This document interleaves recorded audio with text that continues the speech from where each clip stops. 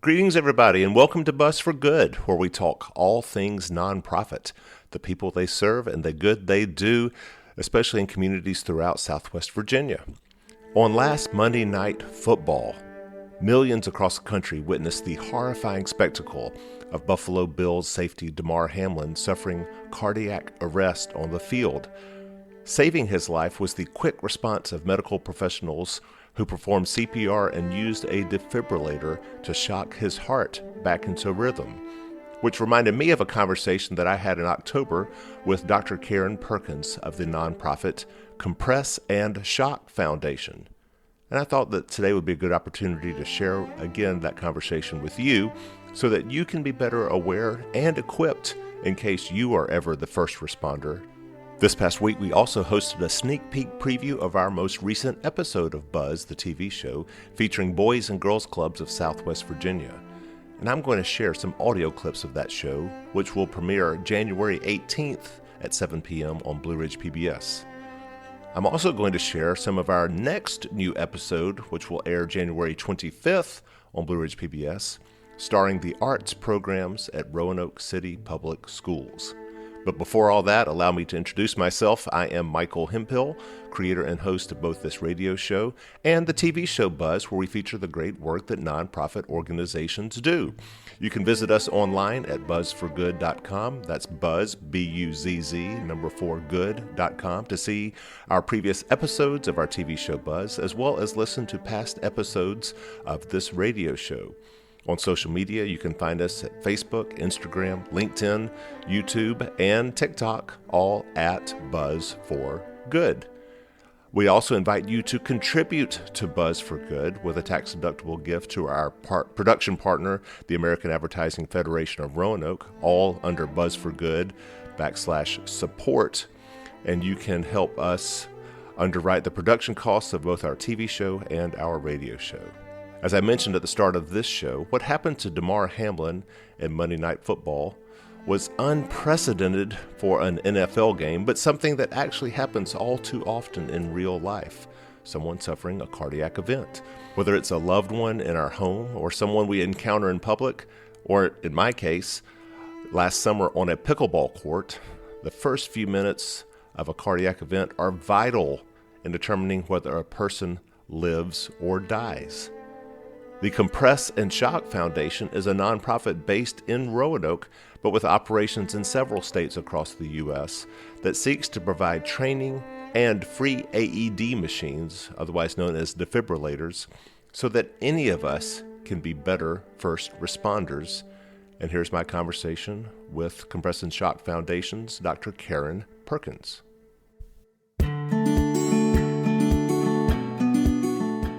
Well, it is my pleasure to welcome to Buzz for Good Karen Perkins, who is the Vice Director of the Compress and Shock Foundation. Karen, welcome to Buzz for Good.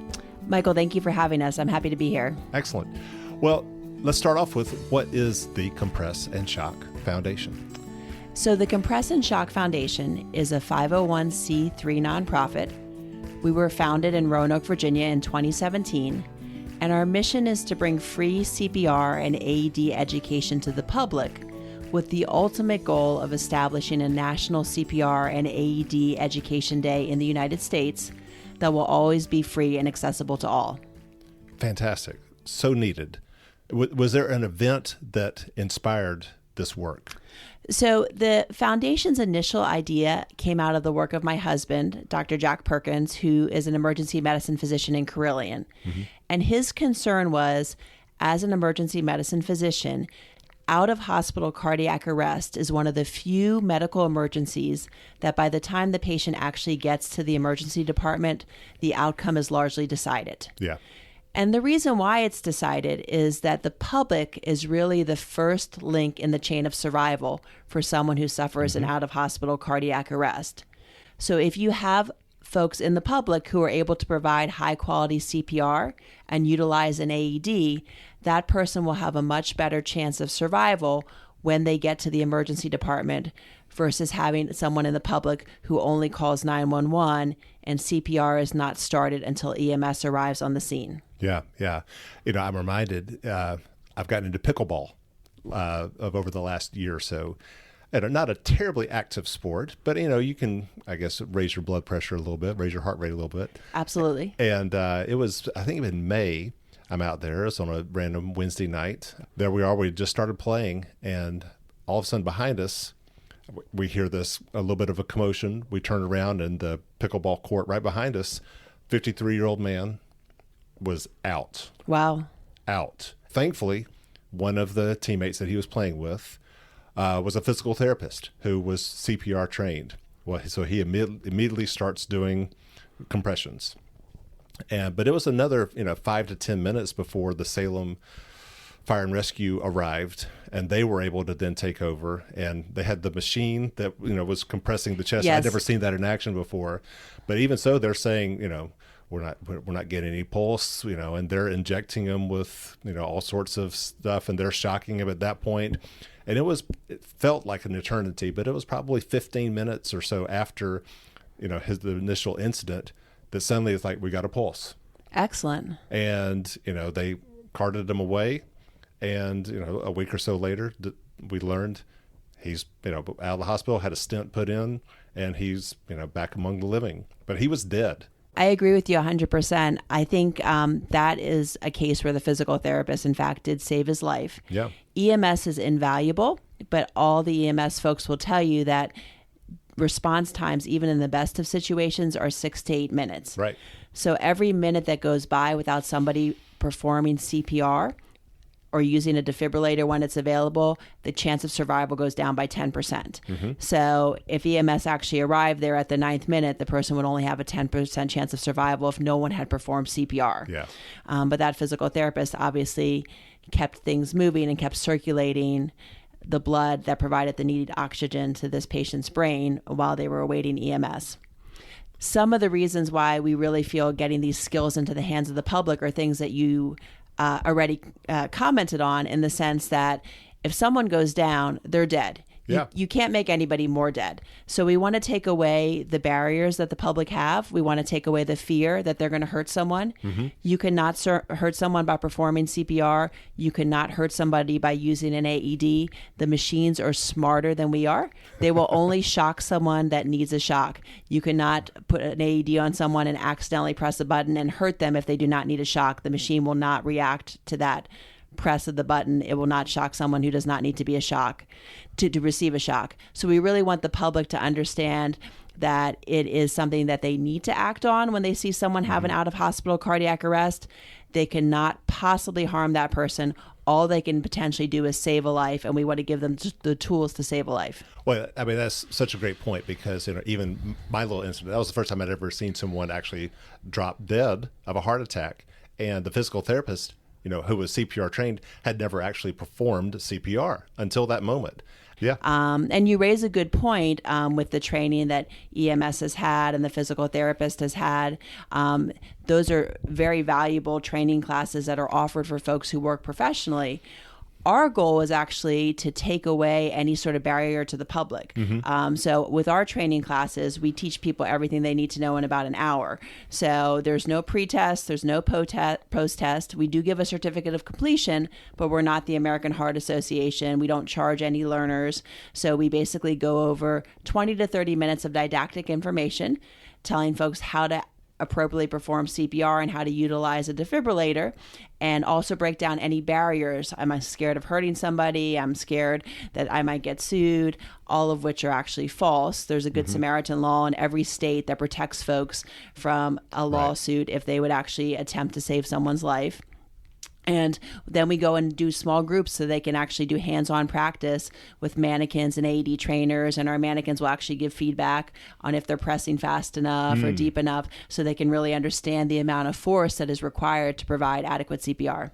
So Compress and Shock Foundation provides both the compress and the shock. Exactly. Okay. Exactly. So talk about how the program works. So since our inception in 2017, what we've been doing is we've been doing 1 and now 2 large training days a year, where we invite anyone in the public ages 13 and up to come out and train with us. 13? Yes. Okay. There's actually great evidence out there that children as young as 11 and 12 have been able to successfully utilize an AED.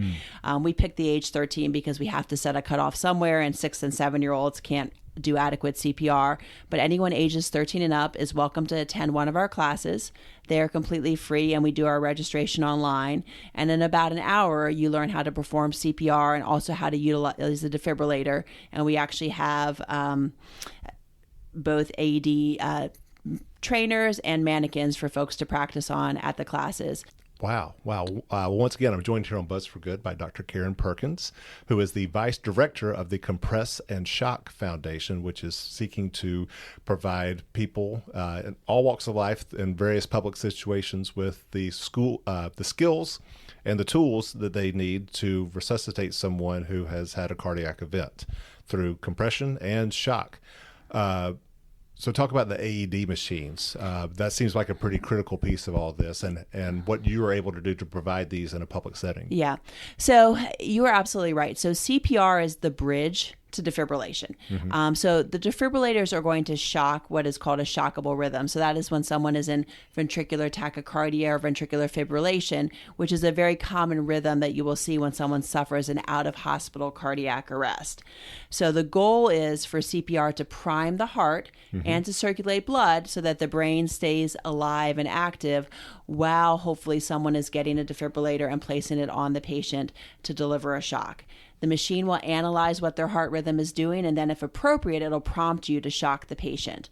So studies have shown that if you can get a defibrillator on someone within 3 minutes of their out-of-hospital cardiac arrest, their chance of survival is as high as 70%, Wow. which is pretty impressive. Yeah.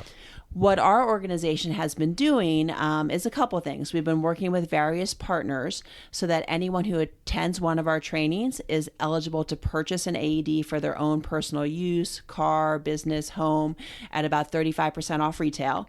We get no profits and no kickbacks from this. It's just a great way to get more AEDs into the community. We've also been working with other organizations to place AEDs in places such as Fallon Park and Washington Park. So that was through our organization where AEDs are in enclosures there now. So if someone suffers a cardiac arrest, what happens is they go by the box, they call 911, and the 911 operator gives them the access code to open the box. Okay. So it's in an all-weather enclosure. And that's something that they can go ahead and access in the event of a cardiac arrest. Lovely. All right. So compress and shock, that's COMPRESS, and spelled out A-N-D, and shock.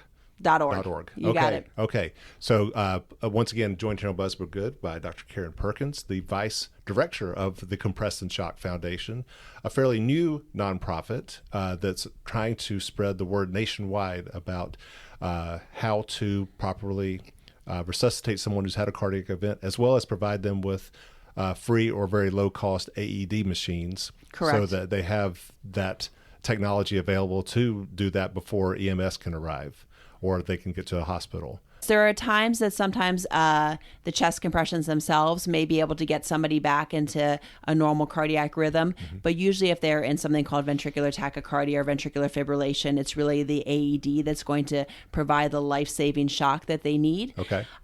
One of the big take-home pieces that it's important for people to realize is that mouth-to-mouth resuscitation is no longer part of the algorithm for out-of-hospital cardiac arrest for adult victims. Okay. It's a little different for kids, but this was one of the barriers that we talk about because in the past, people did not really want to put their mouth on a stranger. Right. So sometimes they thought, well, if I can't do mouth-to-mouth, I'm not going to do anything, which is absolutely incorrect. And really, CPR is going to be life-saving, even if you don't have access to an AED. If you can provide high-quality compressions until EMS gets there with an AED, you can certainly save a life. Our youngest cardiac arrest survivor is actually a gentleman who arrested at the age of 16 at a small Christian school in Rocky Mount. They did not have an AED at that time. Since the time, our organization has provided them with an AED, but he received high-quality CPR for greater than 20 minutes from a physician assistant and another individual who were watching the basketball game, and he is completely neurologically intact, and actually he's going to be married in November. He's now in his 20s.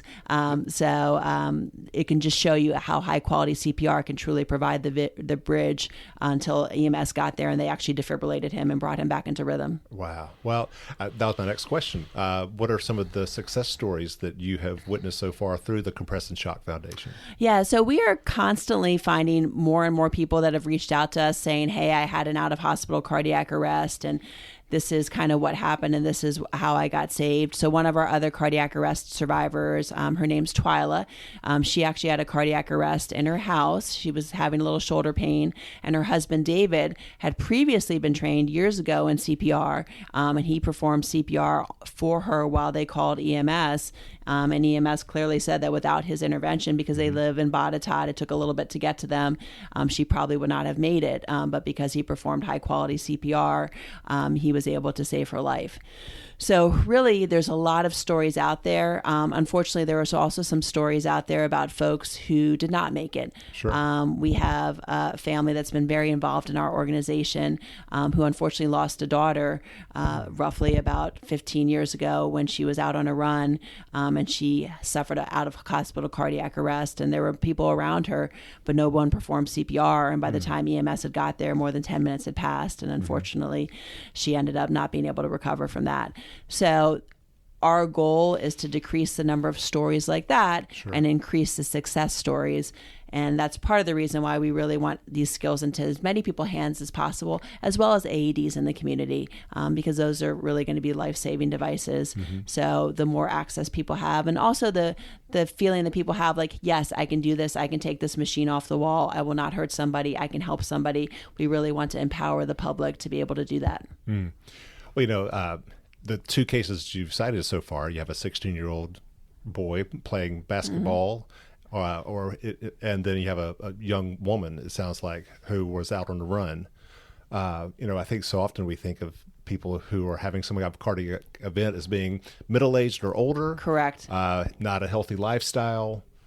Who, and I'd like to, in a second, talk about, what are some things while I've got you here on this conversation, what are some things that people can do to minimize their risk of a cardiac event. But really, though, this is something that could strike anybody at any time. Absolutely. And you hit on such a key point there, Michael, that sudden cardiac arrest can happen to anyone at any time. One of the misconceptions that we break down is the difference between a heart attack or a myocardial infarction and a sudden cardiac arrest. So if you think of a heart attack is more like a plumbing issue in the heart. So you get a blockage in one of the arteries. People sometimes will have some chest pain, some discomfort. They get sweaty because not enough blood is flowing through that artery. But a lot of times they're still talking to you and they're able to say, hey, something's wrong, my heart is hurting me. Now, certainly a heart attack can lead to cardiac arrest if they have a massive heart attack and they have enough damage that happens immediately.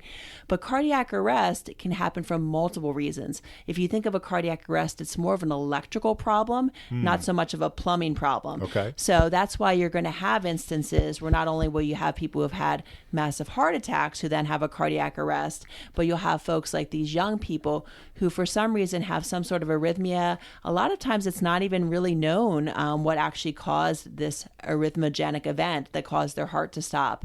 But they do get investigated, and both of our young survivor who is 16, he now has a defibrillator in place, so he has his own implantable defibrillator, but they were never able to pinpoint exactly why his heart stopped. Wow. So it can happen from various reasons. Sometimes with kids, certainly it can be a respiratory cause, primarily drownings, those sorts of things.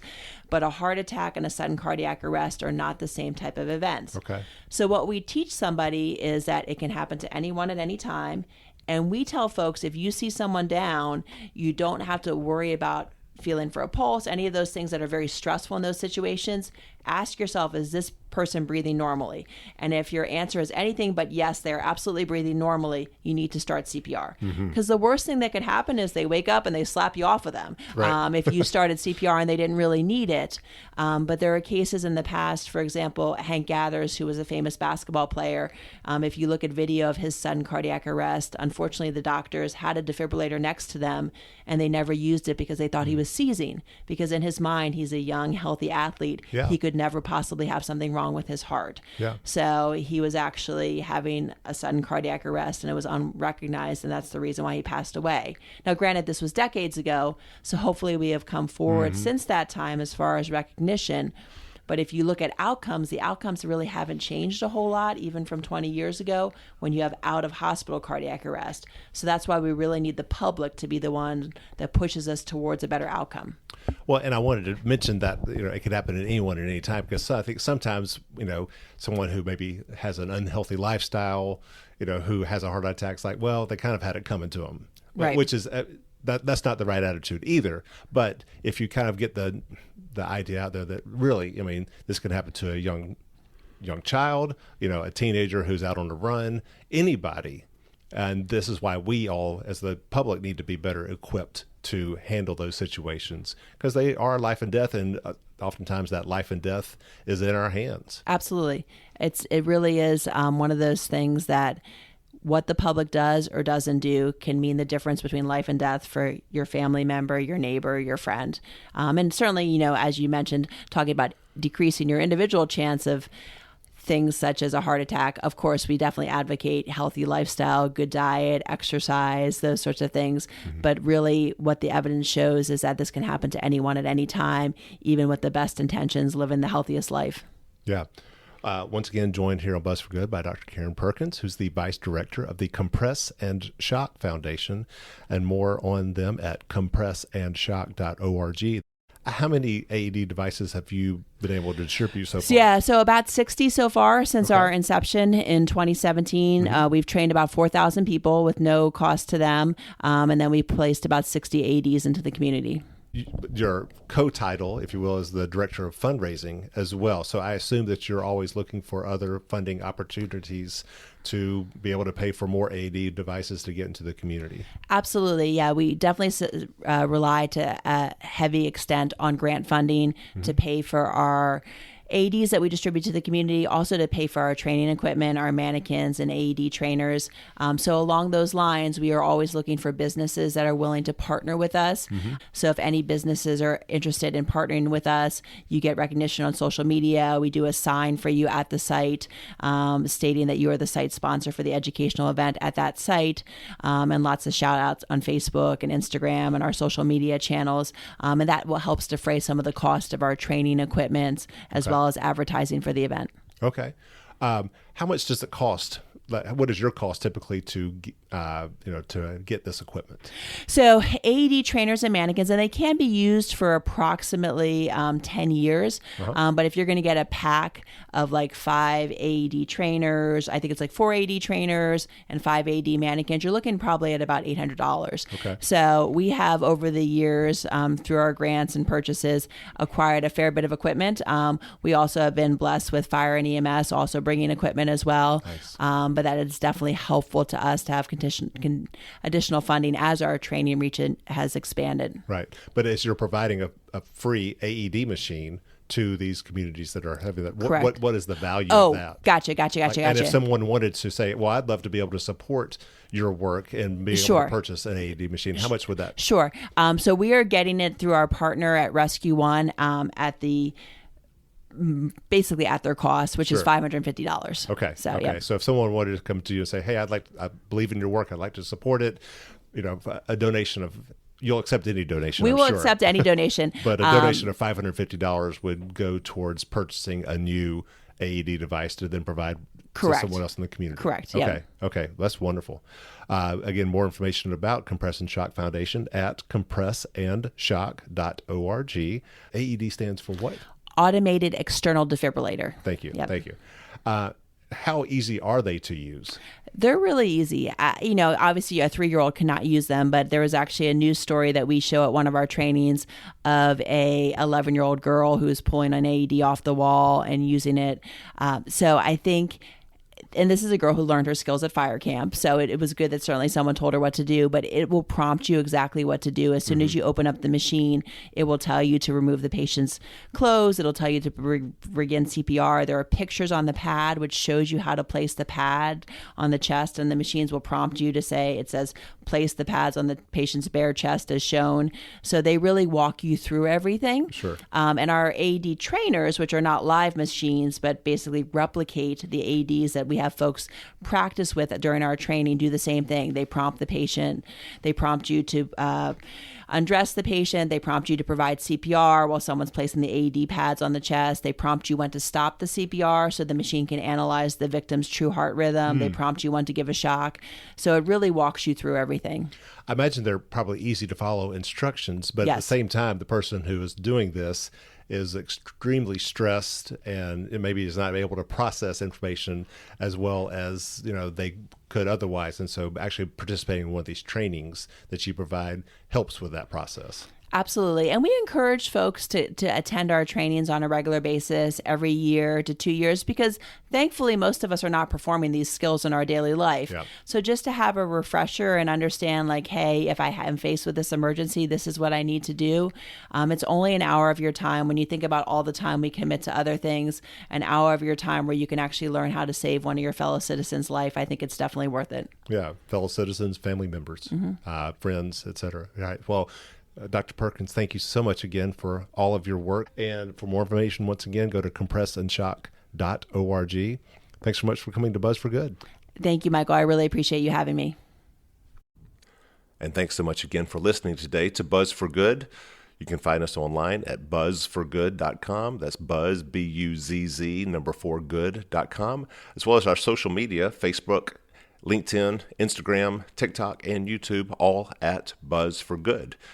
And if you have been tuning in to our social media, you would know that last Tuesday, we held a sneak peek of our newest Buzz TV show starring Boys and Girls Clubs of Southwest Virginia. It will air January 18th at 7 p.m. on Blue Ridge PBS. And here are some clips from that episode that you can learn more about this incredible and, in most cases, free after-school and summer program for school children throughout the Roanoke and New River valleys.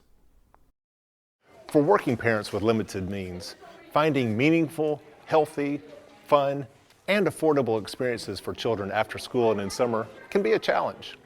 Thankfully, in communities across the Roanoke and New River valleys, there's a nonprofit that does just that. On today's episode of Buzz, we're going to feature this nonprofit that recently celebrated its 25th anniversary. And as for its website that appears to be just as old, well, we're going to provide some buzz for that too. I'm Michelle Davis. I'm the CEO of Boys and Girls Clubs of Southwest Virginia. I'm Emily Pinkerton, and I serve as the Director of Development for Boys and Girls Clubs of Southwest Virginia. Boys and Girls Clubs of Southwest Virginia is a youth-serving organization that focuses on kids ages 5 through 18, making sure that they have a safe place to be after school and during the summer months that is affordable, if not free, to anyone who wants to attend. We serve across 5 municipalities, so from Montgomery County through Roanoke County, Roanoke City, Salem, and Franklin County. And we have over 1,100 youth that we serve every single year in this after-school environment or during our summer camps. So at all 11 club sites, the programming is very similar at each. Might differ a little bit in terms of the level based on elementary, middle, or high school, but they're all going to have that level of Power Hour, which is academic success and helping with homework, your healthy snack and healthy lifestyle educational programming, and character and good citizenship programming as well. And they're going to have time to be kids and have fun and play and get exercise. And we have 143 employees right now across these 11 locations. That includes tutors, it includes our youth development specialists, it includes our unit directors who run each site, and then of course our full-time staff, which is doing all the support work behind the scenes as well. So the differences at our 11 club sites really is the area in which we serve and the actual need in the different municipalities. So for instance, in Roanoke City, you're going to have more of that urban inner city population where we have a lot of kids from single family homes. And so we meet the need for access at a free to very low cost for our programming and a place for kids to come so that they're not home with siblings or unattended during those after school hours. I'm Antonio Holland, the Unit Director here at 9th Street Boys and Girls Club. We serve 60 to 70 kids here daily. To have such a low-cost child care, it's good for the parents because they're not having to stress about adding an extra bill to their life. Out in other sites, like in our Shawsville location, we're in a really rural area, so there just aren't other after-school programs that exist. So we are basically it for these families. Again, we meet the need because our programming comes at a very accessible cost to them, free, but we meet that need in just offering a program and a place to fill that gap when there just doesn't exist otherwise, that opportunity. My name is Scott Jenkins. I'm the current board chair for Boys and Girls Club Southwest Virginia. I've served the board for now 15 years. My background, I grew up in Southeast Roanoke. I spent a lot of time. I went to school here. I had an opportunity back in '07 to join the board. It was a no-brainer for me. I wanted to give back to the community, this community that I lived, and I want to give back to the kids. Most childcare, daycare, and after-school programming in this area is not affordable, especially if you're a single working parent household. And so Boys and Girls Club is affordable. We do not turn anyone away for inability to pay, and the majority of our programs are completely free to begin with. As a parent too, I think it's really important to know that your kid is in a place that's safe after school and where they're getting additional support. They're not just being babysat. They are receiving that support that when they come home to you after school or after their after school programming, that their homework is completed, that they've learned something about being a young adult, about being caring, about being a part of this community that we all live in. We have a kid named Jameer. We talk about life skills, any and every day-to-day things, and he calls me a father figure now. So, Is he in need of a father figure? I don't think he's in need of a father figure. I just think that I take the time to listen to his issues and the problems that he has, and we discuss them. We want to properly challenge them to do everything that's afforded to them, but they got to work to earn it. And I really, to each kid in this club, they all do it. I mean, it's amazing how many kids have gone on to college in this program, this club. So really proud of that. That's really, very proud of that, honestly. So if I were to tell you about one kid whose life has been impacted, the current story that I'm really, really proud of is actually with a student who is in a classroom directly behind us right now, working with our 3rd and 4th grade students. Give me 30 seconds. I'll give y'all 2 Oreos when we get back. When I get back, come to the tables. Hi, I'm Lawrence Moore. I am a recent graduate of Salem High School, and I've been a Boys and Girls Club kid ever since kindergarten. He has been a student with us since kindergarten. He just graduated from high school and is the recipient of a scholarship from one of our scholarship funds that we house here at Boys and Girls Club. He's going to be using that scholarship money to go to JMU in the fall. So in this upcoming fall, I will be attending James Madison University, majoring in biological physical chemistry, and hopefully after I'm done with college, I can become a chemical analyst or a forensic scientist. It's one of those stories that really, it makes you cry. It makes you really excited for his future, and then makes us so proud too. So I think going into COVID, the summer of COVID, going into my junior year, that's when my mental health was probably at its darkest. And I did like a lot of like bad things, like I abused alcohol and pills. And I have been able to lay down like my problems in front of like staff members like Miss Shea, Miss Autumn, Mr. Antonio, and all of those. And I want to be that support system for the 1st graders that I have. He's been a part of the solution this summer as we've been looking to fill in a really difficult employee hiring time period. He's been able to come back in as one of our former students to come in and actually fill those additional needs too. So you talk about the economic driver that Boys and Girls Club is, and we're really growing our own staff from within, and I'm really proud of that too. So it is a really like fulfilling experience and a kind of like a full circle moment, because I remember when I was their age coming here for my first summer camp. Now that I'm a youth development staff, helping them grow into the amazing youth that they are today, it is an amazing experience. Even though I am officially an alumni of the Boys and Girls Club, I will forever be a club kid. We've got board members that'll come mentor. We have that. If we need to raise funds for, I don't know, pick something, buy a small bus or whatever, we'll pass a plate. We'll contact our board. We'll do that. I'm really proud of that we have a good-sized board that they're all plugged in. They all contribute. Very proud of them. So. Boys and Girls Clubs of Southwest Virginia is celebrating its 25th anniversary this year. And I like to tell our board that this means we are finally moving out of our parents' basement. It's about time. And we are really standing on our own 2 feet. And that means that we have marketing initiatives this year that really are important for donor engagement and then also for student engagement, for our youth engagement. So Boys and Girls Clubs needs a new website. That's a really simple marketing opportunity for us that we feel like we've really kind of fallen behind on. We have a very basic website currently, and you can get the information you need, but it isn't nearly as flashy or as pretty.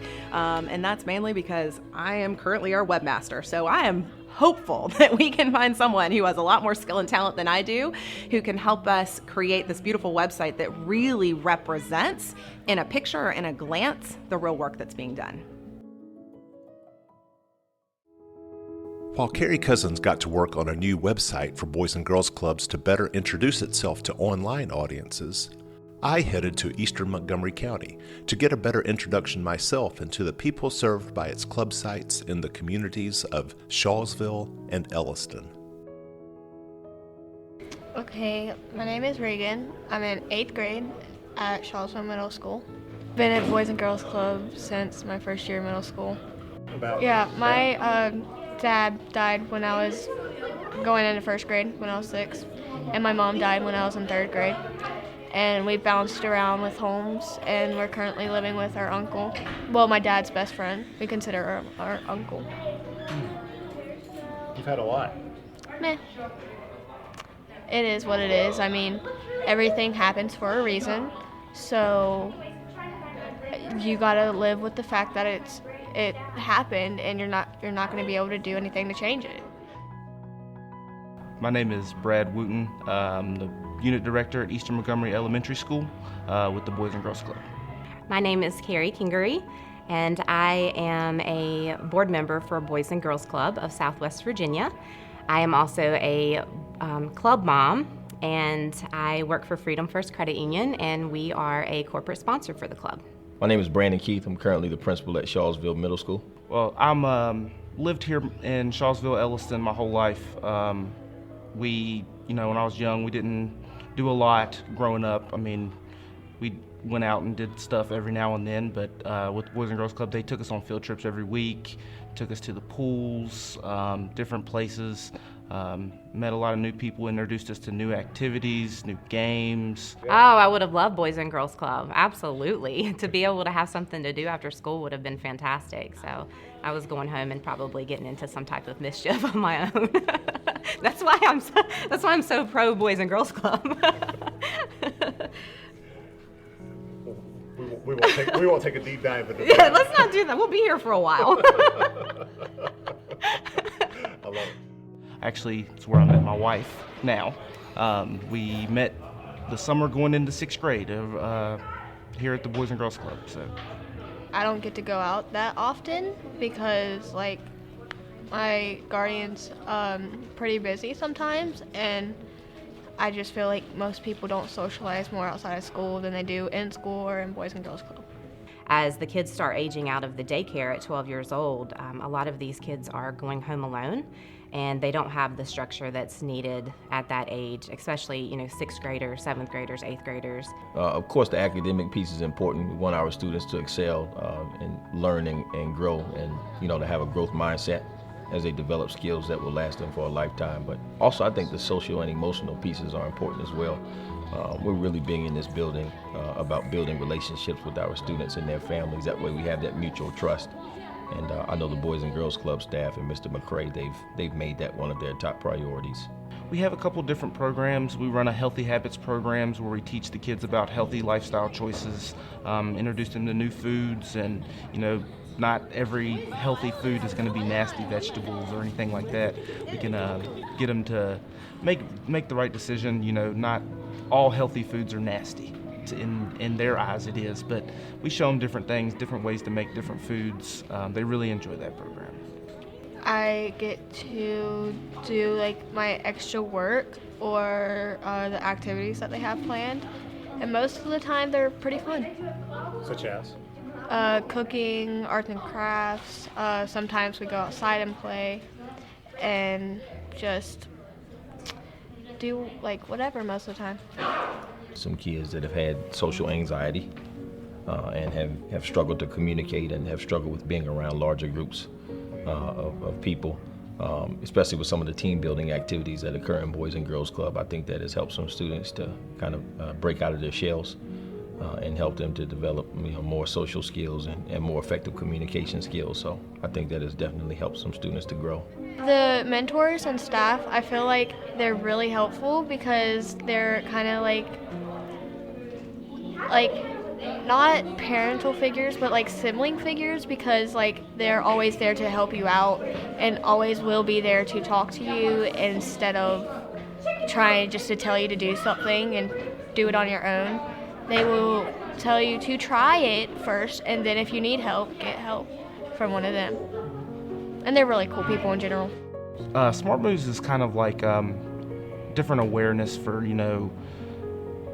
peer pressure, drugs, stuff like that. Being able to help them make the right decisions to stay on the right path.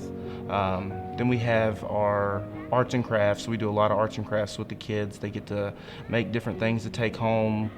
I'm close with people in Boys and Girls Club and in school. It's just I don't consider them my family, because I feel like if I consider them my family, I'm going to argue with them more than be close friends with them.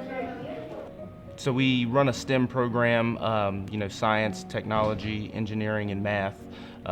We have a partner with Virginia Tech Robotics. They come down and they bring their robots and show the kids how to, teach the robots how to do different things and different commands that they can use with those. They love that. They really enjoy that. So that's been really fun to watch and see the kids take interest in a lot of those different things.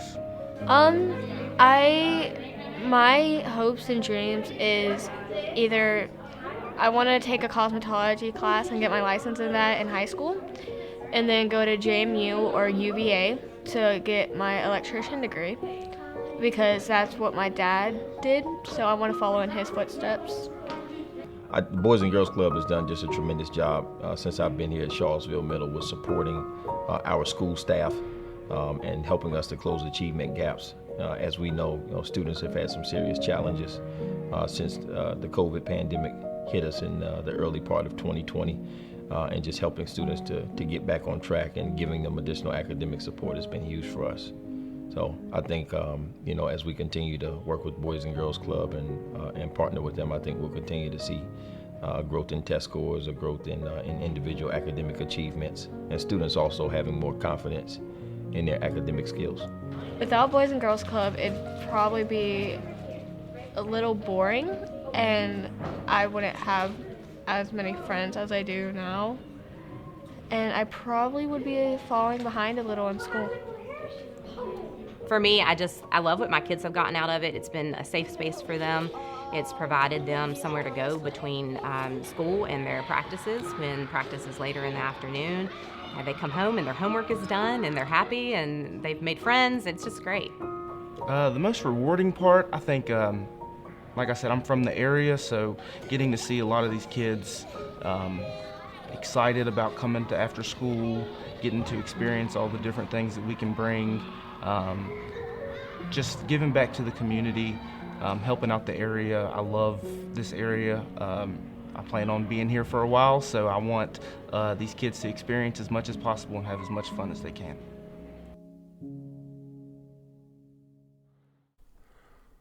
So that's some of our next new buzz, featuring Boys and Girls Clubs of Southwest Virginia, which once again will air on January 18th at 7 p.m. on Blue Ridge PBS. It will also be available at that time on our YouTube channel at Buzz for Good. Also on January 18th at the Grandin Theater, we're going to be hosting another sneak peek watch party featuring our next new episode. This one on the arts programs within Roanoke City Public Schools. It's part of a partnership we have with the Roanoke Cultural Endowment and the City of Roanoke to produce 6 episodes that revolve around arts and cultural organizations in Roanoke. This one is episode 4 of that series, and the previous ones can be found on our website, buzzforgood.com. Everyone is invited to this watch party on January 18th at the Grandin Theater. The episode will air January 25th on Blue Ridge PBS. More information about all of that at buzzforgood.com. And here is a portion of that show. Nonprofits like Southwest Virginia Ballet justifiably take center stage when we think of arts and culture in our community. But too often operating in the wings without much fanfare is an organization that daily inspires thousands of children in all the arts: singing, playing an instrument, painting, acting, and dance. On today's episode of Buzz, part 4 of our 6-episode partnership with the City of Roanoke and Roanoke Cultural Endowment, we are going to shine a much-deserved spotlight on this organization and hopefully inspire more families to take advantage of its free offerings, the arts programs at Roanoke City Public Schools. I am the proud superintendent of Roanoke City Public Schools, and my name is Verlita White. Hi, I'm Whitney Johnson, and I'm the Fine Arts Supervisor for Roanoke City Public Schools. When I was in the 5th grade and I was able to do some modern dance, my 5th grade teacher, Miss James, she set up a modern dance class after school, and that was a way for many of us to stay connected to school. It was fun, it was engaging, and I was able to have a safe space and a safe place and do something that I loved and enjoyed. I was involved in a children's theater back in Colonial Heights, Virginia, and the teacher, I remember her name was Jane Bryant. She was just this passionate theater educator, and I just found my place. I found my niche, and if it wasn't for my school that gave us access to this program, I wouldn't have been able to find it. Yeah, I think that school would have been a little different for me had I not had the benefit of the arts. I think that there were a lot of things going on in my neighborhood that my parents did protect me from. Arts individuals are normally the nicest ones in the room. They really are. I found that as in myself as an educator. And I think without that other connection that helped me not only to stay connected to school, but those things that helped me to think critically, and those things to have me see a different point of view, those things to help me see my neighborhood in a different way, to balance out the good and the not so good. They're always gracious and kind and complimentary and congratulatory towards one another. So I'm always going to want to be seated next to the arts people. So I'm just really grateful that I had the experience of participating in the arts from a very young child, even as I went through the upper grades as well, all the way into my college experience. It's what kept me grounded, what kept me connected, and I really want that experience for our students now. My goal is really to make sure that we have equitable programming for all of our students in all of our schools, starting in elementary school, that if they want to play an instrument, that they have that access, and that can grow into middle and high, that we have really great, enthusiastic teachers to continue to foster and grow that love of the arts for our students. We are so lucky in Roanoke City Public Schools to have the support. I think a lot of divisions, every division is going to say we support the arts. Roanoke City supports the arts and puts their money and their mouth and all of their attention to the arts. We are so lucky to have a board and a superintendent that values fine arts and celebrates it. We have a superintendent that gets on stage and dances with our students, and you need that. You need that. You've got to have that support in order to have these strong, great programs that we do. That when students feel connected to school because they're doing something that they love and enjoy and that they appreciate, then they're more likely to come to school. They're more likely to graduate on time. They're more likely to not get in trouble because they want to continue that. But certainly there's a social, emotional, and psychological side to this as well, that when students are participating in something that they enjoy, when they have the benefit of the music expression or the arts expression, or even when they're creating something, it makes us feel better all the way around. We have had students in Christmas parades. We have had students dancing in the Nutcracker. We have had students performing on their high school stages. We've had 31 choir concerts within the last 2 to 3 weeks. Art shows, planning for spring musicals. All of those things are happening, so we need word of mouth. And a really strong marketing component to make sure that we're selling our story and getting people to come and see our students in their element. Whenever you see any production that is put on by our students, our parents come out in full force. So we do need to continue to get the word out. I do want our parents and our community to continue to celebrate and support the arts, because the bottom line is that we also need the funding for the arts. And so we have committed to the arts in our strategic plan and in everything that we do. And we just want that continued support by the community, by our elected officials, and by those who are setting policy so that they can see the benefit of the arts just the way that we see how the arts benefit our students. As a matter of fact, we have included all kinds of staying safe by staying connected activities, everything from the arts to the athletics. We had a special arts program even this summer where we had a musical that our students put on in the middle schools. Oh, that was so great. It's called Summer Fine Arts Academy, and it's one of my favorite events we do for the theater world. And as well as the music world. You take 2 to 3 weeks. This one was 2 weeks. We have done 3 weeks in the past. And you stage a full musical in 10 days. That means casting, rehearsing, costuming, blocking, choreography, everything. And then they put on a full performance for RCPS Plus students as well as the community. And it's for all the schools. It's not one school. It is all of our 5 middles, all of our highs. And we're going to pull some elementary as well. So it is truly a division project. My name is Cassidy Corker. I'm an 8th grader, and I'm going to James Madison Middle School. Something that Aladdin has taught me is how to communicate not exactly through words, but through actions. And something Aladdin has definitely taught me is timing and teamwork. What I've learned is emotions. What I learned is to have facial expressions and to show yourself and who you are. Could we see a facial expression? My name is Sophia, and I'm going to Westina Elementary, and what I learned is to meet new friends and how important this play is.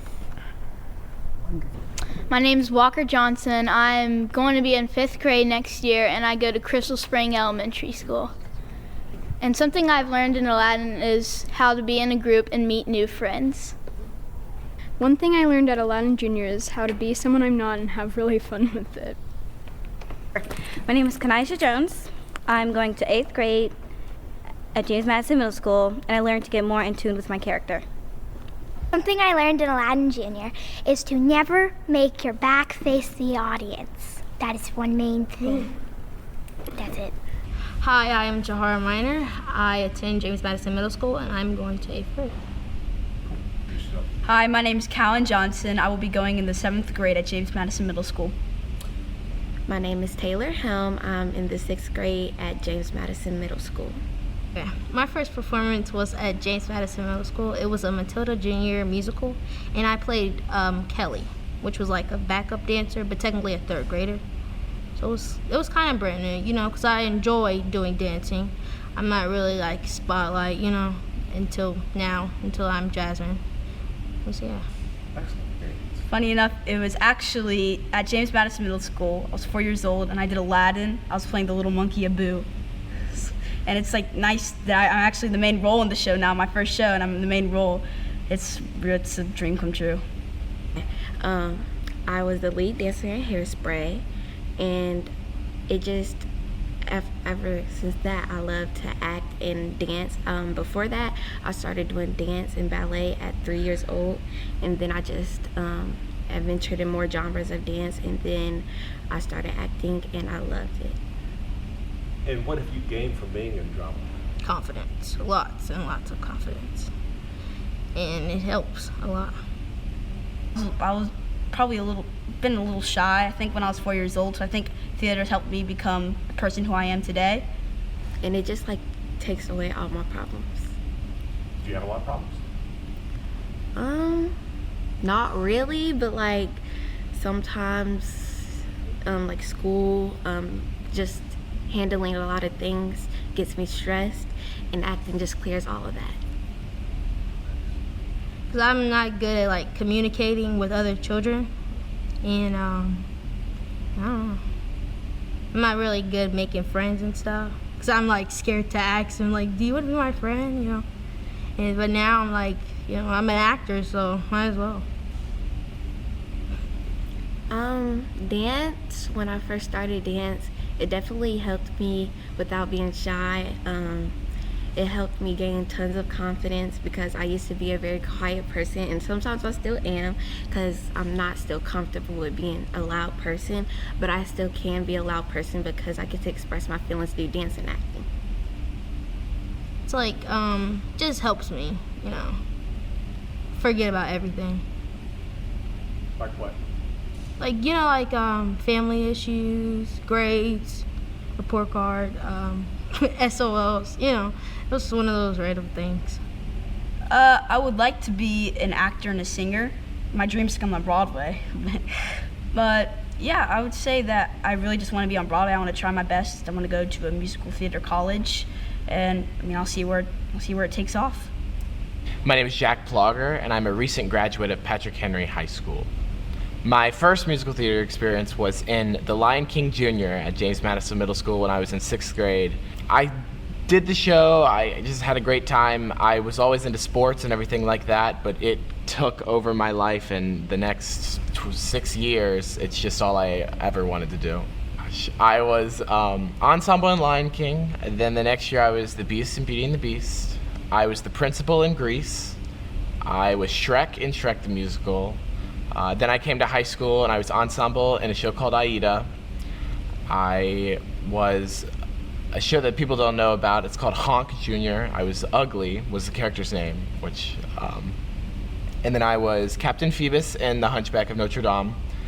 And I was Robert Martin in The Drowsy Chaperone. And finally this year I was Jack Kelly in Newsies, which is just a dream role of mine. So it was great. Without Roanoke City Public Schools in the arts department, I would have no idea what I'm doing.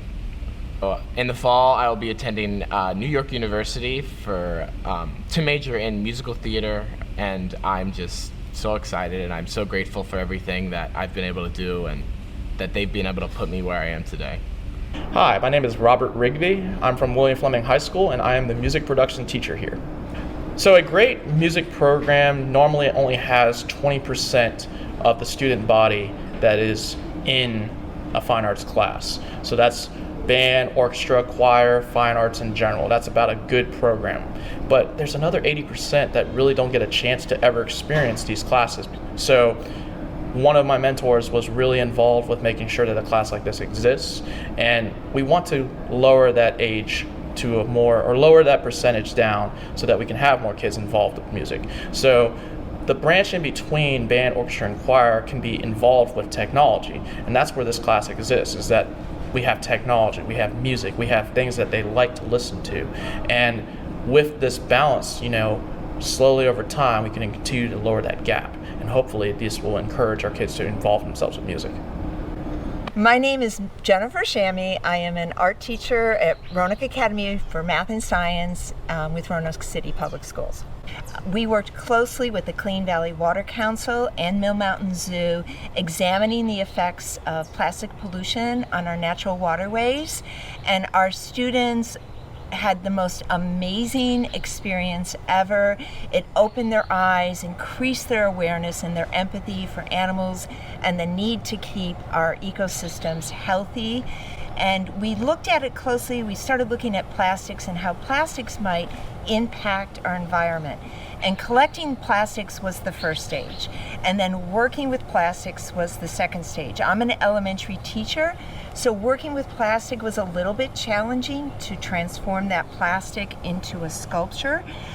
So that was step one, and the students shared their ideas, and then we got to, well, what is the sculpture going to be? What is the theme of the sculpture?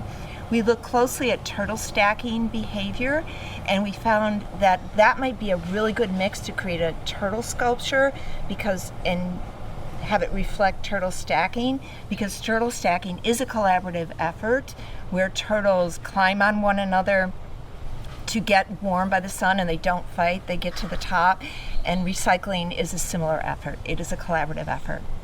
Hi, my name is Josier Stone. I am in 5th grade and I go to Roanoke Academy for Math and Science. It's like turtle stacking, and I don't know about everybody else, but it told me not to fight with each other because when they stacked to keep each other warm, they didn't fight. So it just told me not to fight with anybody. So that's some audio clips from our next new episode of Buzz, airing January 25th at 7 p.m., starring the arts programs in Roanoke City Public Schools. And again, you are invited to our free watch party at the Granted Theater on January 18th at 6 p.m. More information at buzzforgood.com. And that's going to do it for today's Buzz for Good. Stay connected with us throughout the week, both on our website as well as social media at Buzz for Good. Thank you for tuning in, and continue being a Buzz for Good for your community here at the start of 2023. Goodbye now.